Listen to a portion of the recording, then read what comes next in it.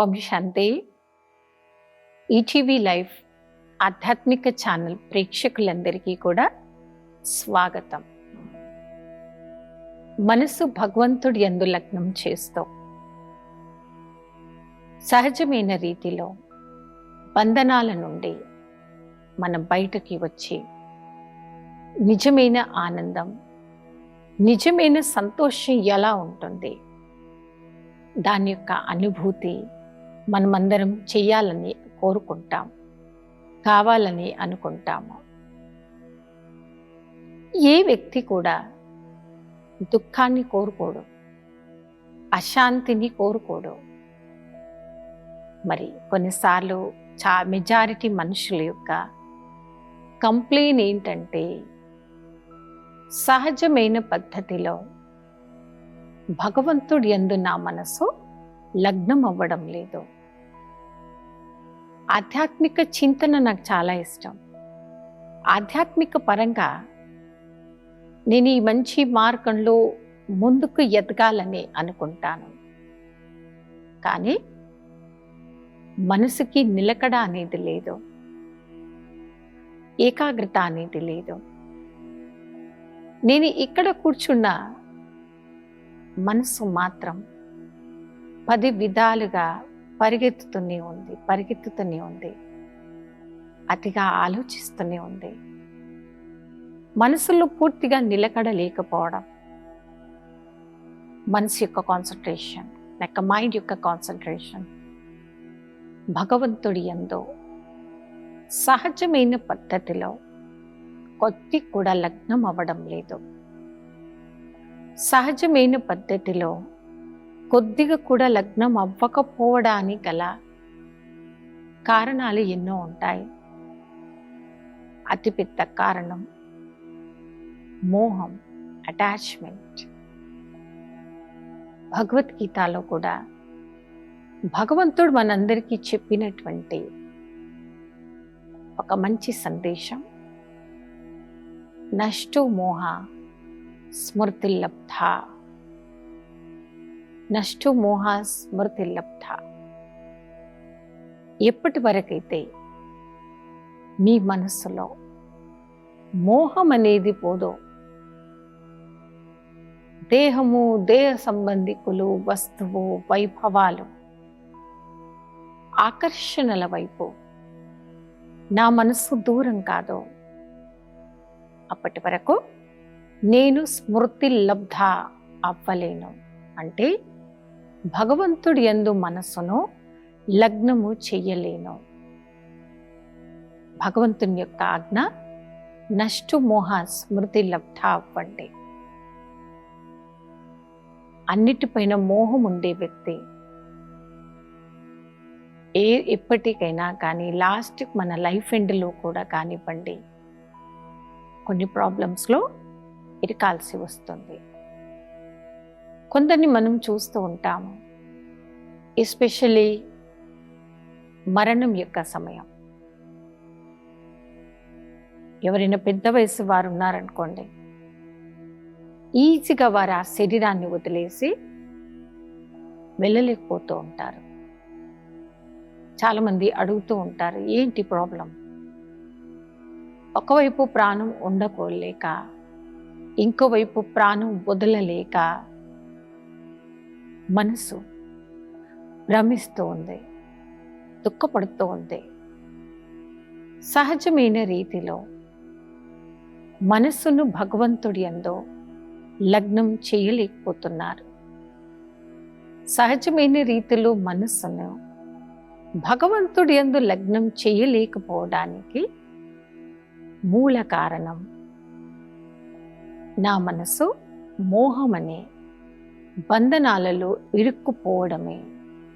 మోహాన్ని జయించలేకపోయిందో అప్పటి వరకే నష్టో మోహ స్మృతి లబ్ధ అనగా మోహమనే సంకెళ్ళ నుండి మనస్సును బయటకు తీసుకువచ్చి ఏకాగ్రతను భగవంతుడి యందు లగ్నం చెయ్యలేము.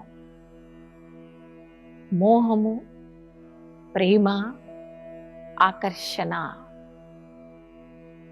ఇవి మూడు వేరు వేరండి. మోహం వేరు, ప్రేమ వేరు, ఆకర్షణ వేరు.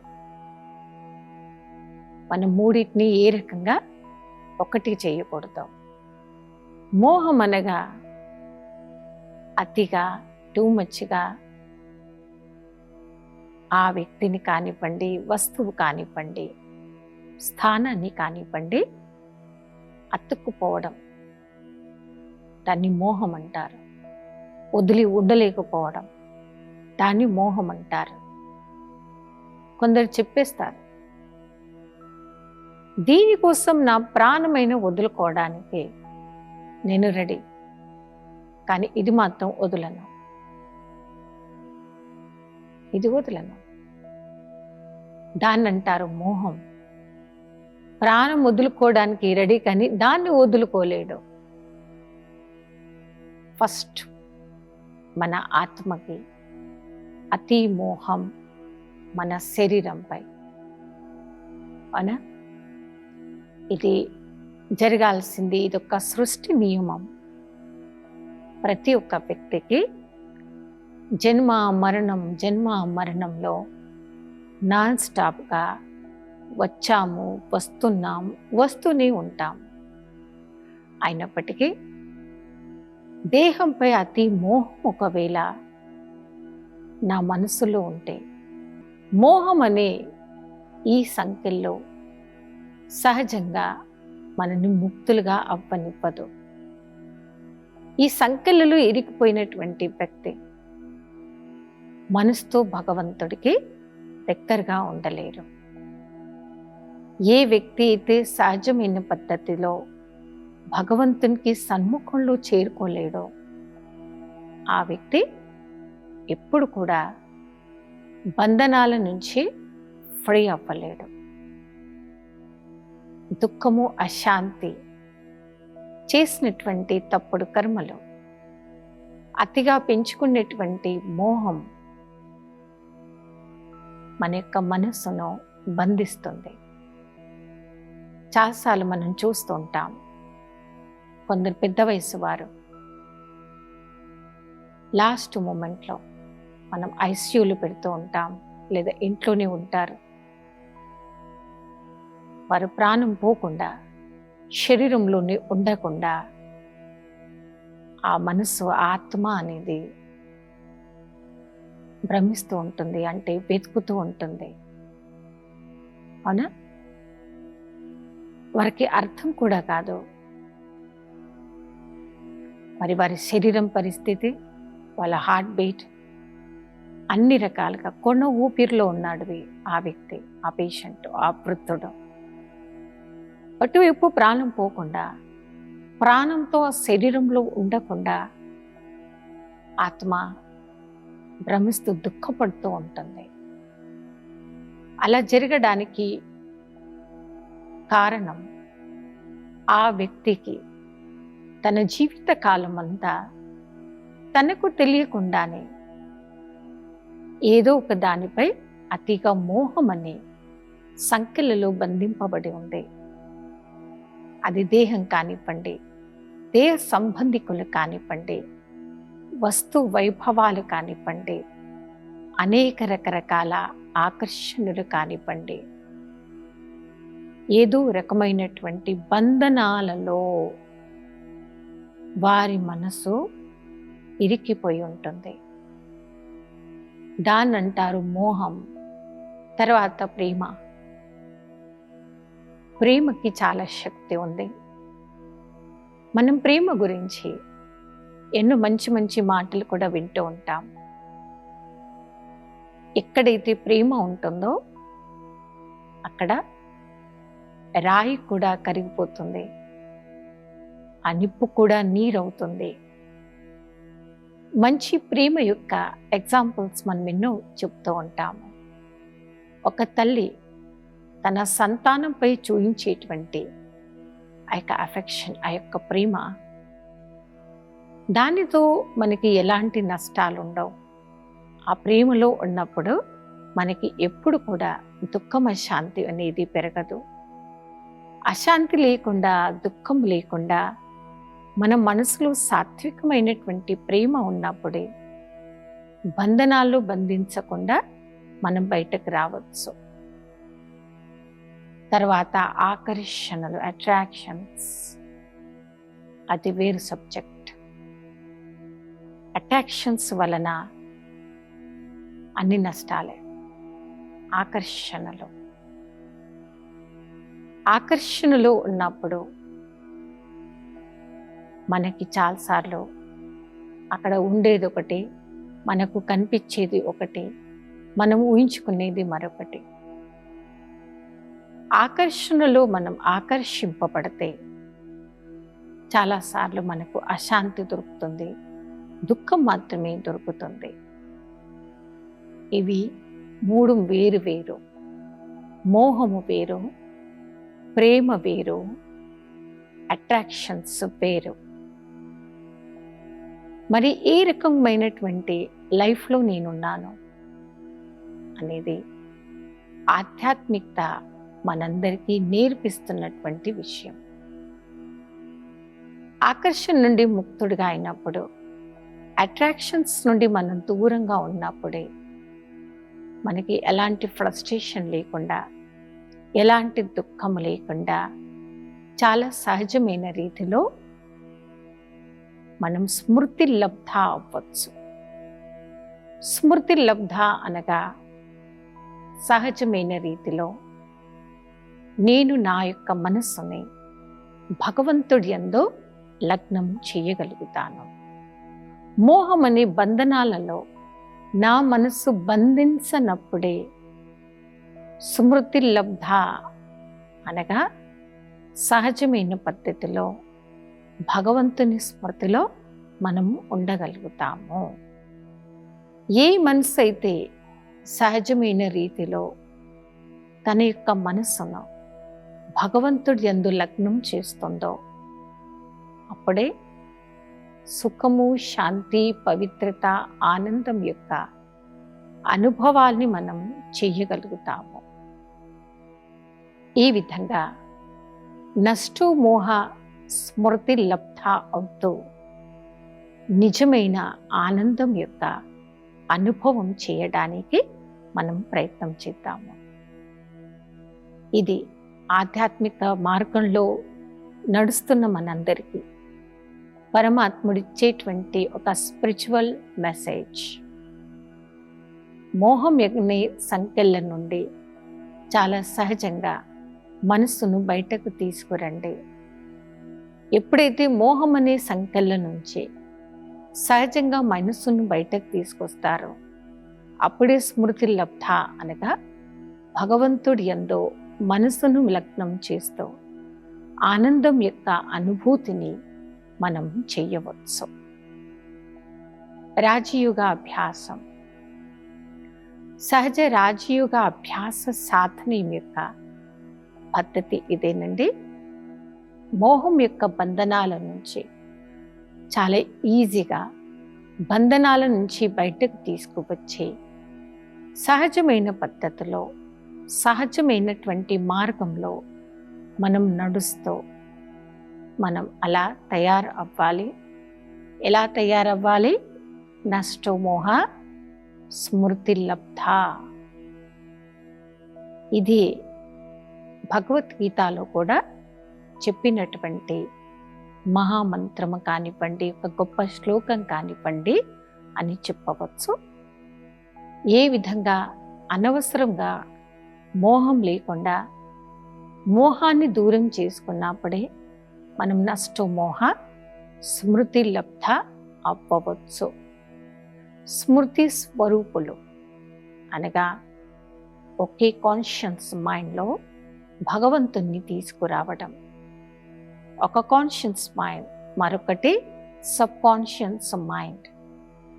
మన యొక్క కాన్షియస్ మైండ్లో, మన యొక్క థింకింగ్లో ఒకే భగవంతుడు రావాలి, ఒకే ఈశ్వరుడు ఉండాలి. అప్పుడే మనం నష్టో మోహ స్మృతి లబ్ధ అవ్వగలుగుతాము. ఆ విధంగా స్మృతి అంటే నా యొక్క కాన్షియస్ మైండ్ నిత్యం ఈశ్వరుడిపై భగవంతుడిపై ఉంటేనే సహజమైన పద్ధతిలో పరమాత్మ ద్వారా జీవన ముక్తి యొక్క అనుభూతి మనం చేయగలుగుతాము. అలాంటి విజయం పొందేటువంటి అనుభూతిని మనం చెయ్యాలి అంటే నాకుదేముంది, అందరిపై మోహం ఉందా, మంచి సాత్వికమైన ప్రేమ ఉందా, లేదా అవసరం లేని ఆకర్షణల వైపు నా మనసు ఆకర్షింపబడుతుందా అనేటువంటి సెల్ఫ్ చెకింగ్ మనందరికీ చాలా అవసరం. ఒకవేళ మీ మనసు మోహం అనే బంధనాలు ఇరికిపోయి ఉంటే, అవసరం లేనటువంటి బంధనాల్లో మీరు తట్టుకొని ఉంటే, ఏం చేస్తే బయటకు మీరు రాగలుగుతారో అదే చెయ్యండి, కానీ ఇరుక్కోకండి. ఎక్కడైతే మనస్సు మోహం అనే బంధనాల్లో ఇరికిపోతుందో అక్కడ శాంతి అనేది ఉండదు. ఎందరో అలా వెతుకుతూ ఉన్నారు, ఎందరో కోరుకుంటూ ఉన్నారు. ఏం చేస్తే నేను ఈ బంధనాల నుండి బయటకు రాగలుగుతాను, ఏం చేయటంతో నాకు నిజమైన ఆనందం అనేది దొరుకుతుంది, అది మనం చెక్ చేసుకోవాలి. ఆ విధంగా బంధనాల నుంచి ముక్తులై నష్టో మోహ స్మృతి లబ్ధ అవ్వాలి. మన మనసు యొక్క ప్రేమ ఒక ఈశ్వరుడి యందు లగ్నం మనం చెయ్యగలగాలి. ఆ మంచి ప్రేమ ఏ మనసు అయితే ఈశ్వరుడి యందు లగ్నం అవుతుందో అప్పుడే ఆ ఆత్మకి భగవంతుడి ద్వారా కావలసినటువంటి పవర్ యొక్క ఎక్స్పీరియన్స్ సహజంగా అవుతుంది. మనసు యొక్క సంబంధం సహజమైన రీతిలో ఒక ఈశ్వరుడి యందు లగ్నం అవ్వాలనేదే రాజయోగ అభ్యాస సాధన యొక్క లక్ష్యము. మనసులో నిలకడగా పెరిగినప్పుడే మీరు పరమాత్ముడి యొక్క ఆధ్యాత్మిక చింతనలో ఉన్నప్పుడే ఫుల్ కాన్సన్ట్రేషన్ ఒక ఈశ్వరుడి యందు లగ్నం అవుతూ ఉంటుంది. అలా లగ్నం చేసుకోవడమే ఇక్కడ నేర్పించేటువంటి మా క్లాసెస్ యొక్క సారము. ఈ ఒక్క ఈశ్వరుడి యందు సహజమైన రీతిలో భగవంతుడి యందు మనసు లగ్నం చేయాలి. రాజయోగ అభ్యాస సాధనలో సహజమైన పద్ధతులు ఎన్నో ఉంటాయి. వాటిని మనం ఆచరణలో తీసుకురావాలి, అభ్యాసం చేయాలి. ఆచరిస్తూ అభ్యాసం చేస్తూ అతి ఇంద్రియ సుఖము అంటే కంప్లీట్గా బంధనాల నుంచి మనం రిలాక్స్ అవ్వాలి. అలా రిలాక్స్ అవుతూ రియల్ హ్యాపీనెస్ యొక్క ఎక్స్పీరియన్స్ని మనం చెయ్యగలగాలనేదే ఇక్కడ నేర్పించేటువంటి క్లాసెస్ యొక్క సారము.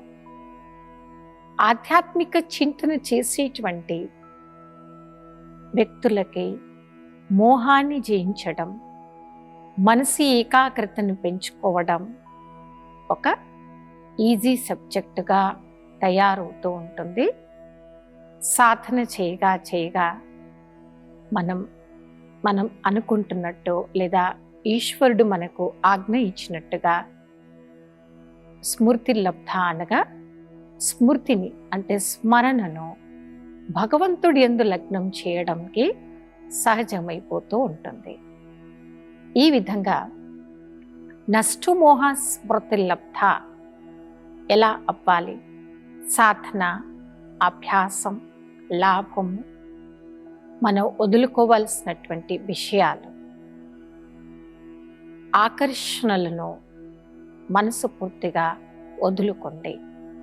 అప్పుడే స్మృతి లబ్ధ అనగా భగవంతుడి యొక్క చింతనలో, భగవంతుని స్మరణలో మనసు తేలికైన పద్ధతిలో లగ్నం అవుతూ ఉంటుంది. మోహంలో ఇరుక్కుండేటువంటి మానవుడు తను భగవంతుడి ద్వారా ఏ ప్రాప్తి, ఏ శక్తిని కోరుకుంటున్నారో ఆశిస్తూ ఉన్నారు. ఆ యొక్క శక్తిని, ఆ ప్రాప్తిని పొందలేకపోతూ ఉంటారు. ఈ విధంగా మోహం నుండి దూరం అవుతూ మనం పొందుతున్నటువంటి ఆనందానికి మనం దగ్గరవుతూ ఉండాలి. మోహాన్ని జయించడం అనగా చాలా మందికి కష్టంగా అనిపిస్తూ ఉంటుంది. ఒక మోహం అనే సంకెళ్ళలో ఇరుక్కుపోయేటువంటి వ్యక్తికి పరమాత్మ చింతన అనేది కష్టమైనటువంటి పద్ధతి అవుతూ ఉంటుంది. వారు దేన్ని కూడా తేలిక తీసుకోలేకపోతూ ఉంటారు. దేన్ని తొందరగా వదులుకోలేకపోతూ ఉంటారు. కొందరు వ్యక్తుల మైండ్ ఎలా అయిపోయిందంటే, వారు దేన్నైతే ఎక్కువగా మోహం పెంచుకున్నారు, ఏ వస్తువుపై మోహం పెంచుకుంటారు, అది వారికి దొరకాలి. కొందరికి వ్యక్తులపై కూడా మోహం, ఆ మనిషి పైన పెంచుకున్నటువంటి ఆ యొక్క తప్పు మోహములో ఇరికిపోయి ఆ మోహానికి వశులై వారి కోసం ఏం చేయడానికి కూడా కొందరు రెడీ అయిపోతూ ఉంటారు. మరి నేను ఏం పొందాలనేది నా జీవిత లక్ష్యము, ఏం పొందడానికి దేన్ని వదులుకుంటున్నాను అనే విచక్షణ కొందరికి పోతూ ఉంటుంది. దాని గల కారణం తప్పు అటాచ్మెంట్, తప్పు మోహము. మరి ఈ విధంగా స్మృతి లబ్ధ అంటే సహజమైన రీతిలో భగవంతుడి యందు మనస్సును లగ్నం చేయడానికి ఈ మోహము అనే అటాచ్మెంట్తో మనస్సుని దూరం తీసుకురావాలి. నష్టో మోహ స్మృతి లబ్ధ అనే అంశం గురించి ఈరోజు ఎపిసోడ్లో మనం చర్చించుకున్నాము. మరిన్ని మంచి విషయాలను రాబోయే ఎపిసోడ్లో చర్చించుకుందాం.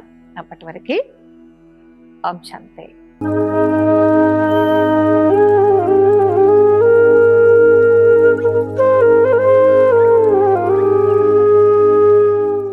ఈ కార్యక్రమాన్ని తిరిగి చూడాలనుకుంటే www.youtube.com/ETV Life Spiritual లో చూడవచ్చు.